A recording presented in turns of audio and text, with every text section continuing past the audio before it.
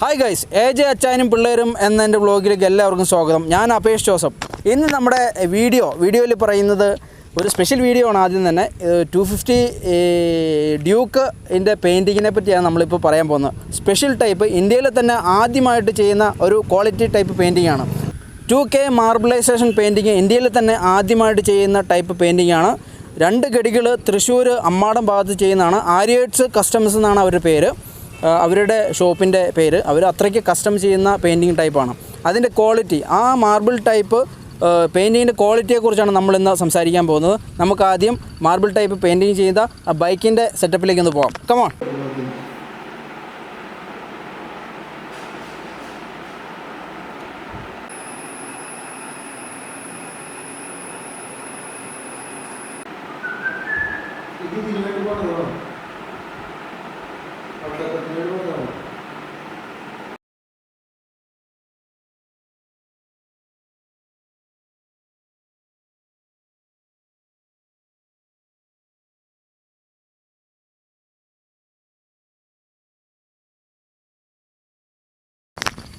ഇതാണ് നമ്മുടെ വണ്ടി കേട്ടോ. വണ്ടിയിൽ 250 ഡ്യൂക്കാണ്. ഡ്യൂക്കിൻ്റെ സെറ്റപ്പ് ആദ്യം ഒന്ന് നോക്കാം. അത് കഴിഞ്ഞാൽ ഇതാണ് മാർബിളൈസേഷൻ ചെയ്ത പെയിൻറ്റ്. ആ പെയിൻറ്റിൻ്റെ സെറ്റപ്പിലേക്ക് നോക്കാം. ഇന്ത്യയിൽ തന്നെ ആദ്യമായിട്ട് ചെയ്ത ഒരു സംഭവമാണിത്. നമുക്ക് ഈ വണ്ടിയുടെ പെയിൻറ്റിങ് ചെയ്ത ഗഡികളെ നമുക്ക് വിളിക്കാം. നിങ്ങളവരെ ഒന്ന് കാണേണ്ടത് തന്നെയാണ്. അപ്പോൾ ഇതാണ് നമ്മുടെ വണ്ടി, നമ്മുടെ മച്ചാന്മാർ. നമ്മുടെ പേര് അലക്സ്, ഡാനിയൽ. ആ നമ്പർ ഞാൻ അടിയിൽ കൊടുക്കുന്നുണ്ട്. ഇത് ഏത് ടൈപ്പ്, എങ്ങനത്തെ ക്വാളിറ്റിയാണെന്ന് പറയാം. ഇത് നമുക്ക് ഫസ്റ്റ് ക്വാളിറ്റിയാണ്. 2K ആ റേഞ്ചിൽ വരുന്ന പെയിൻറ്റിംഗ് ആണ്. അതേപോലെ തന്നെ നമ്മൾ ക്ലിയർ ഉപയോഗിച്ചിട്ടുള്ള ഗ്ലാസ് റൂട്ട് അങ്ങനെ പറയുന്ന ക്ലിയർ ആണ്. അത് ഗ്ലാസ് ക്ലിയർ എന്ന് പറയുന്നത്. കുറച്ചുകൂടി ഡെൻസിറ്റി കൂടുതലാണ്, കുറച്ചുകൂടി കട്ടിങ് കൂടുതലാണ്. അപ്പം നമുക്ക് അതിൻ്റെതനുസരിച്ച് പോളിഷ് ചെയ്തെടുക്കാൻ പറ്റും, അതിൻ്റെതായ ഫിനിഷ് കിട്ടും. അതാണ് ഇത് സാധാരണ പെയിന്റിങ്ങിൽ നിന്നും വെറൈറ്റി ആയിട്ട് എന്താണ് ഇതിന്റെ സ്പെഷ്യാലിറ്റി? ഈ പാറ്റേൺസ് ആണ്. ഇത് പാറ്റേൺസ് എന്ന് പറഞ്ഞാൽ നമ്മൾ ഒരു മാർബിളിൽ കാണുമ്പോൾ അതിന്റെ ഉള്ളിലുള്ള ഈ മാർബിളിന് ഇടയ്ക്ക് വെറൈറ്റി കളറും തിളക്കവും കൂടുതലുണ്ട്. അതിന്റെയാണ് ഇത് മാർബിളൈസ്ഡ് ഡിഫറെന്റ് ആയിട്ട് നിൽക്കുന്നത്. ഓക്കെ. അപ്പൊ ഇത് ചെയ്യണമെങ്കിൽ ഇതൊക്കെ പാർട്സ് ഒക്കെ ഊരി എടുത്തിട്ട് വേണം ചെയ്യാനായിട്ട്. ഇതിന്റെ ആയാലും ഈ ഫ്രെയിം ഇത് കമ്പനി വരുന്നത് വൈറ്റ് വരുന്നത്. ഈ ഫ്രെയിം ഒക്കെ പെയിന്റ് അടിച്ചിട്ടുണ്ടോ? ഫുൾ അഴിച്ചിട്ട് ഇത് ഇവിടുന്ന് സെപ്പറേറ്റ് ചെയ്ത് കിട്ടും. ഇത് എല്ലാം ഊരിയിട്ട് പെയിന്റ് അടിച്ചതാണല്ലോ. ഫുൾ അഴിച്ചിട്ട് അടിച്ചിട്ടില്ല. പെയിന്റ് അഴിക്കാണ്ട് അടിച്ചു കഴിഞ്ഞാൽ ഇവിടെയൊക്കെ ആവാണ്ട് നിൽക്കും.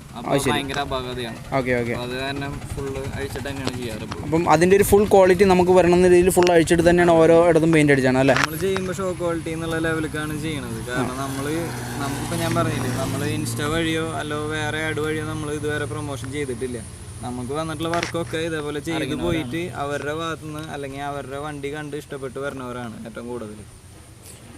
നമുക്ക് ഒന്നുകൂടെ ആ പെയിന്റിന്റെ ക്വാളിറ്റിയിലേക്ക് പോകാം. കറക്റ്റായിട്ട് ഒന്നുകൂടെ പറയാം പെയിന്റിന്റെ ക്വാളിറ്റി. ഇത് നമ്മൾ ഉപയോഗിച്ചിരിക്കുന്നത് 2K പെയിന്റ് ആണ്. അതേപോലെ തന്നെ 2K ബേസ് ചെയ്തിട്ടുള്ള ഗ്ലാസ് റൂട്ട് അല്ലെങ്കിൽ ഗ്ലാസ് ക്ലിയർ എന്ന് പറയുന്ന ക്ലിയർ ആണ് നമ്മൾ യൂസ് ചെയ്തിട്ടുള്ളത്.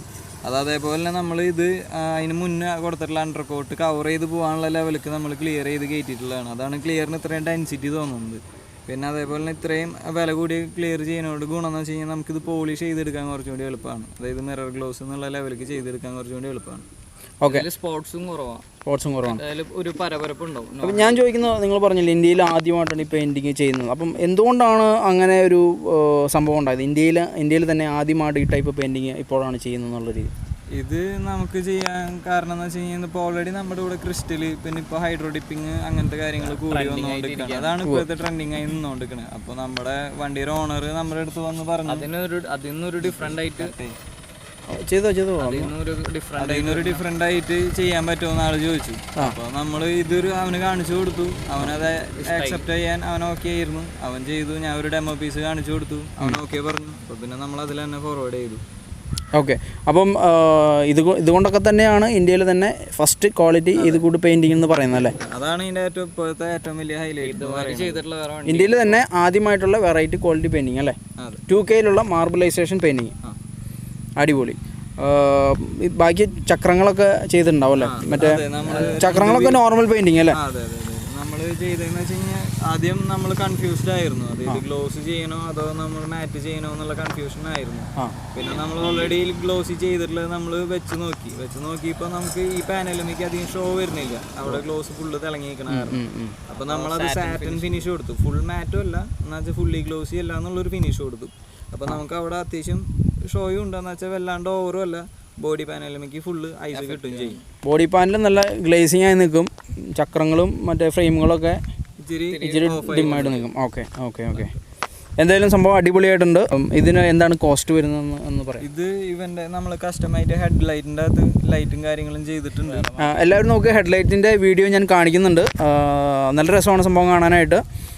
ഓക്കെ പറഞ്ഞു, അതും ആരും ചെയ്തിട്ടില്ല. അതിപ്പോൾ നമ്മൾ നോർമല് 200 അല്ലെങ്കിൽ 250 ഡ്യൂക്ക് ഇപ്പോൾ ബിൽഡ് ചെയ്യാന്ന് വെച്ച് കഴിഞ്ഞാൽ ആദ്യം തന്നെ 390 ഹെഡ് ലൈറ്റ് കാര്യത്തിലാണ് ഇപ്പോൾ കോമൺലി നടന്നുകൊണ്ടിരിക്കുന്നത്. അപ്പോൾ നമ്മുടെ ഓണർ ചോദിച്ചു ഉള്ളതുമേ നമുക്ക് എന്തെങ്കിലുമൊക്കെ ചെയ്യാൻ പറ്റുമെന്ന് ചോദിച്ചു. അപ്പോൾ നമ്മുടെ മൈൻഡിൽ തോന്നിയൊരു കാരണം നമ്മൾ ചെയ്തു നോക്കി, അത് എല്ലാവർക്കും ഇഷ്ടപ്പെട്ടു. എല്ലാവർക്കും ഇത് എത്രാമത്തെ വണ്ടിയാണ് ചെയ്യുന്നത്? ഇത് നമ്മൾ ചെയ്യണത് ഇപ്പോൾ ഒരു 20 വണ്ടിയോളം ഉണ്ടാവും നമ്മളിപ്പോൾ ചെയ്യണത്. ഏകദേശം 20. ഈ ഡ്യൂക്ക് തന്നെയാണോ വേറെ വണ്ടികളും ചെയ്യുന്നത്? ഇല്ല, നമുക്ക് ഏറ്റവും കൂടുതൽ വന്നിട്ടുള്ള R15 ആണ്. ഫസ്റ്റ് KTM വർക്ക് എന്ന് പറയുന്നത് ഇതാണ്. ഫസ്റ്റ് KTM വർക്ക് ഇതാണ് വന്നിട്ടുള്ള വണ്ടികൾ ഇപ്പോൾ ഒരു 2 വണ്ടി വേറെ വന്നിട്ടുണ്ട് KTM ബേസിൽ. അപ്പോൾ ഇന്ത്യയിൽ തന്നെ ആദ്യമായിട്ട് 20 വണ്ടികളോളം നമ്മൾ ചെയ്തിട്ടുണ്ട് അല്ല, അതാണ് പറഞ്ഞിരുന്നത്. നമ്മൾ മൊത്തത്തിൽ 20 വണ്ടികൾ ചെയ്തിട്ടുണ്ട്. ഇത് ഇന്ത്യയിൽ ഫസ്റ്റ്. ഓക്കെ, മാർബിളൈസേഷൻ വർക്കിൽ ആ പെയിന്റിംഗ് ടൈപ്പിൽ ഇത് തന്നെ. Okay okay understood. Okay copy വേറെ കോപ്പി ഇറക്കിയിട്ടില്ല. ഓക്കെ ഓക്കെ ഓക്കെ അപ്പം ഏകദേശം നിങ്ങളുടെ ഇത് തന്നെ അല്ലാണ്ട് വേറെ ടൈപ്പ് പെയിന്റിങ്ങുകൾ നിങ്ങൾ ചെയ്യുന്നുണ്ട്. അങ്ങനെയാണ് 20ാമത്തെ വർക്ക് നടന്നുകൊണ്ടിരിക്കുകയാണ്. അത് ഓൾമോസ്റ്റ് ഇതേപോലെ വരുന്നൊരു സാധനമാണ്. ഇന്ത്യസ് ഫസ്റ്റ് എന്നുള്ള ലെവലിൽ ഏറെക്കുറെ വരുന്നൊരു സാധനമാണ് ഇപ്പോൾ ഇപ്പോഴും ചെയ്തുകൊണ്ടിരിക്കുന്നത്. വേറെ വർക്ക് ചെയ്തുകൊണ്ടിരിക്കുന്നുണ്ട്. വേർഷൻ 3 R15 തന്നെയാണ് ചെയ്യുന്നത്. ഹാൻഡ് മെയ്ഡ് മാസ്ക് അങ്ങനെ കുറച്ച് കാര്യങ്ങളൊക്കെ ആയിട്ട് ചെയ്തുകൊണ്ടിരിക്കുന്നത്. ഓക്കെ ഓക്കെ അല്ല, ഈ ഇങ്ങനെ ചെയ്യുമ്പോൾ നമ്മുടെ കമ്പനി പെയിന്റിൽ നിന്നും വരുന്നതിൽ RTO പിടിക്കുകയോ അങ്ങനെ എന്തെങ്കിലും ഇഷ്യൂസ് ഒക്കെ? ഇത് നമുക്ക് പെയിന്റിങ് ആയത് കാരണം നമുക്ക് ഇത് രജിസ്റ്റർ ചെയ്യാൻ പറ്റും. ഇപ്പോൾ ഡ്യുവൽ ടോൺ എന്നുള്ള ലെവലിലേക്ക് നമുക്ക് രജിസ്റ്റർ ചെയ്തെടുക്കാൻ പറ്റും. സ്റ്റിക്കറിങ്, അതായത് ഇതിന്റെ മുകളിൽ ലെറ്റേഴ്സ് നമ്പേഴ്സ് പാടില്ല, അങ്ങനെയാണ് നമ്മുടെ പാർട്ടിയിൽ നിയമം എടുക്കുന്നത്. ഓക്കെ, അപ്പോൾ അതുകൊണ്ട് വലിയ പ്രശ്നങ്ങളില്ല. നമുക്കിപ്പോൾ ഒരു ഡ്രൈവിംഗ് സ്കൂളിൽ പോയി ഇതിന്റെ ബാക്കി ലീഗൽ കാര്യങ്ങൾ. നോർമലി പെയിന്റിങ് ചെയ്തുകൊണ്ട് ഒരു പ്രശ്നമില്ല, പക്ഷേങ്കിൽ ഈ പെയിന്റിന്റെ കളർ RC ബുക്കിൽ മാറ്റണം, അത്രേ ഉള്ളൂ അല്ലേ? Tank setup paint അടിച്ചിട്ടുണ്ടോ?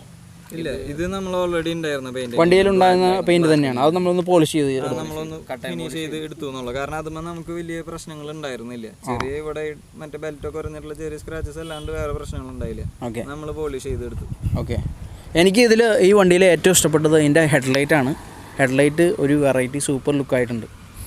കാര്യങ്ങളൊക്കെ എത്ര ചിലവ് വരും ഇങ്ങനെ ചെയ്യാനായിട്ട്? അതിൻ്റെ കാര്യങ്ങൾ ഈ വണ്ടിക്ക് നമ്മൾക്ക് എന്ന് വെച്ച് കഴിഞ്ഞാൽ കസ്റ്റം ഹെഡ്, അതേപോലെ തന്നെ ഈ ബോഡി, പിന്നെ ഈ ഗ്രാബും സാധനങ്ങളും, പിന്നെ ഈ ഫ്രെയിം, 2 വീല്, പിന്നെ ചില്ലറ വേറെ കുറച്ച് touch up. Frame, 2 wheel, body panels, ഇങ്ങനെയുള്ള എല്ലാം ചെയ്യാനുണ്ട്. ഹെഡ്ലൈറ്റ് ഒക്കെ നമ്മൾ ഫുള്ളി റീകണ്ടീഷൻ എന്നുള്ള ഒരു ലെവലിൽ ആക്കി ചെയ്തിട്ടുണ്ട്. പിന്നെ അതേപോലെ അണ്ടർബെല്ലി ആ കാര്യങ്ങളൊക്കെ ചെയ്തിട്ടുണ്ട്, മഡ്ഗാർഡും ഒക്കെ. ഓക്കെ, അപ്പോൾ അതൊക്കെ കൂടി നമുക്കൊരു 30K എടുത്ത് 30,000 ഏകദേശം വരുന്നുണ്ട്. ഓക്കെ, പക്ഷേ 30,000 അല്ലെങ്കിൽ 50,000 പോലും ഇതൊരു വെറൈറ്റി ലുക്കായിട്ടാണ് എനിക്ക് തോന്നുന്നത്. ഞാൻ ആദ്യമായിട്ടാണ് ഈ ബൈക്കിൻ്റെ ഈ ഷേപ്പ്, ഈ കളർഫുള്ളായിട്ട് സംഭവം ഞാൻ കാണുന്നത്.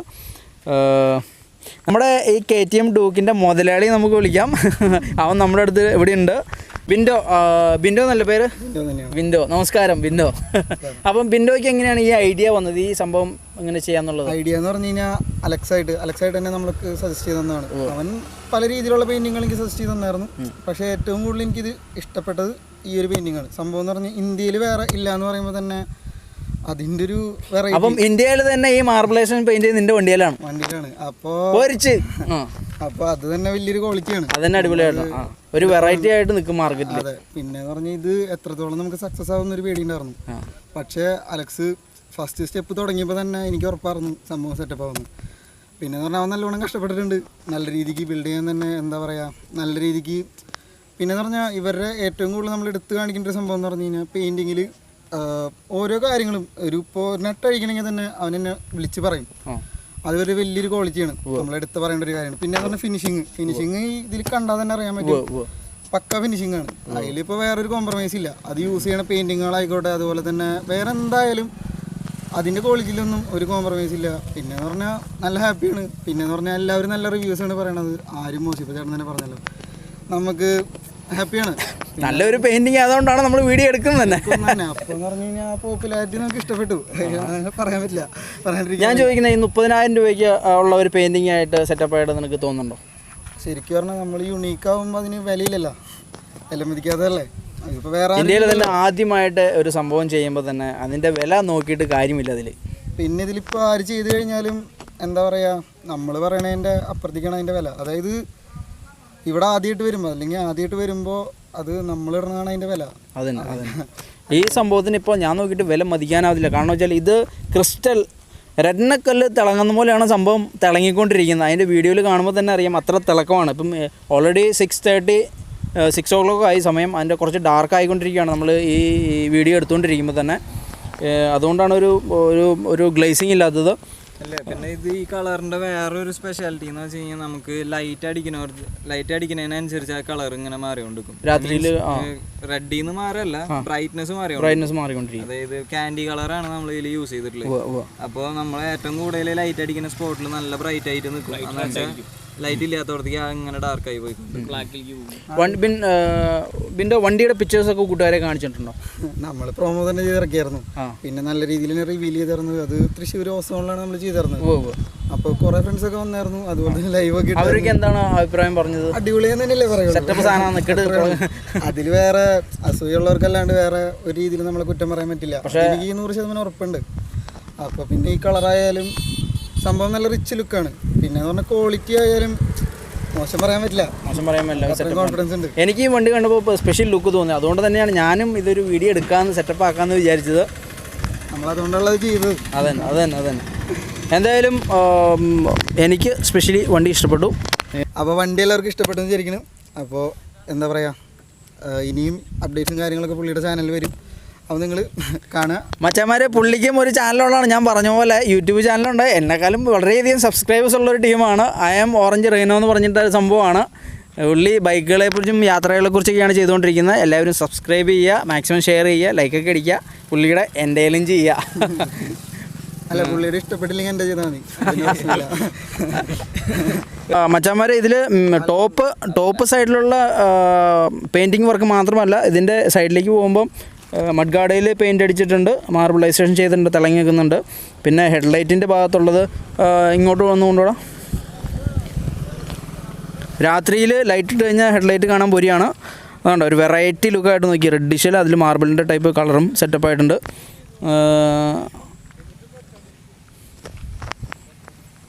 പിന്നെ കുറച്ചധികം വർക്കുകൾ വണ്ടിയിൽ കയറിയിട്ടുണ്ട്. വിൻഡോ എന്തൊക്കെ വർക്കാണ് വണ്ടിയിൽ കയറിയണോ വണ്ടി? ഇതിലിപ്പോൾ നമ്മൾ ചെയ്തേക്കണം എന്ന് പറഞ്ഞാൽ ഒന്നാമത് ലിവർ പ്രൊട്ടക്ടറാണ്. ഇതെന്ന് പറഞ്ഞു കഴിഞ്ഞാൽ നമുക്ക് മെയിനായിട്ട് ട്രാക്കിലാണ് ഈ സാധനം യൂസ് ചെയ്യണത്. ഓക്കെ. എന്ന് വെച്ചാൽ നമ്മൾ എന്താ പറയുക, നമ്മൾ ട്രാക്കിൽ യൂസ് ചെയ്യുമ്പോൾ നമ്മൾ ട്രാക്കിലൊന്നും മേടിക്കുന്നവരല്ല, എന്നാലും ഇത് മുട്ടി ഹാൻഡിൽ മുട്ടിയിട്ട് പലതും കുളത്തി പിടിച്ച് വീണ അങ്ങനത്തെ സീനുകൾ കണ്ടിട്ടുണ്ടാവും. അങ്ങനത്തെ സംഭവങ്ങൾ ഒഴിവാക്കാൻ വേണ്ടിയിട്ടാണ് മെയിനായിട്ട് നമ്മൾ ഈ സാധനം യൂസ് ചെയ്യണത്. അതിപ്പോൾ റോട്ടിലോർക്കിനോർക്കും ഈ സംഭവം സംഭവിച്ചു വിടാന്നില്ല. പിന്നെ വീണ് കഴിഞ്ഞാലും നമുക്ക് പ്രൊട്ടക്ഷൻ ഉണ്ട് നല്ല രീതിക്ക്. ശരിക്കും അനുഭവിച്ചതാണത്. വയനാടൊക്കെ റൈഡ് പോയി ഓഫ് റോഡൊക്കെ ചെയ്തപ്പോൾ വീണായിരുന്നു. അപ്പോൾ പിന്നെയെന്ന് പറഞ്ഞാൽ ഇതിൻ്റെ ക്രാഷ് ഗാർഡ് എന്ന് പറഞ്ഞു കഴിയുമ്പോൾ ഇത് നമുക്ക് ഓഫ് റോഡിങ്ങിന് വേണ്ടിയിട്ടാണ് നമ്മൾ മെയിനായിട്ട് ഇത് വെച്ചത്. ഇതിന് ഏകദേശം ഒരു 4,000 രൂപ കോസ്റ്റ് വന്നിട്ടുണ്ട്. അത്രയും കോസ്റ്റ് വന്നിട്ടുണ്ടല്ലേ? ഇപ്പോൾ ഇതിൻ്റെ കളറൊന്നും ഇങ്ങനെയായിരുന്നില്ല. ഇതിപ്പോൾ അലക്സും ചേട്ടനും കൂടെ നമ്മൾ ക്രാഷ് ഗാർഡിൻ്റെ അടിയിലും പെയിൻറ്റിങ് വർക്ക് ചെയ്തിട്ടുണ്ടല്ലേ? അതൊക്കെ പിന്നെ പറഞ്ഞാൽ ഇവിടെ ഡിസൈൻ വന്നേക്കണത്. ഞാൻ നോക്കുമ്പോൾ ഇത് മാർബിൾ പിടിച്ച പോലെയാണ് എനിക്ക് തോന്നുന്നുണ്ട്. അപ്പോൾ എല്ലാവരും വീഡിയോ ഇഷ്ടപ്പെട്ടെങ്കിൽ ലൈക്ക് അടിക്കുക, മാക്സിമം ഷെയർ ചെയ്യുക, സബ്സ്ക്രൈബ് ചെയ്യുക. എല്ലാവർക്കും ബൈ.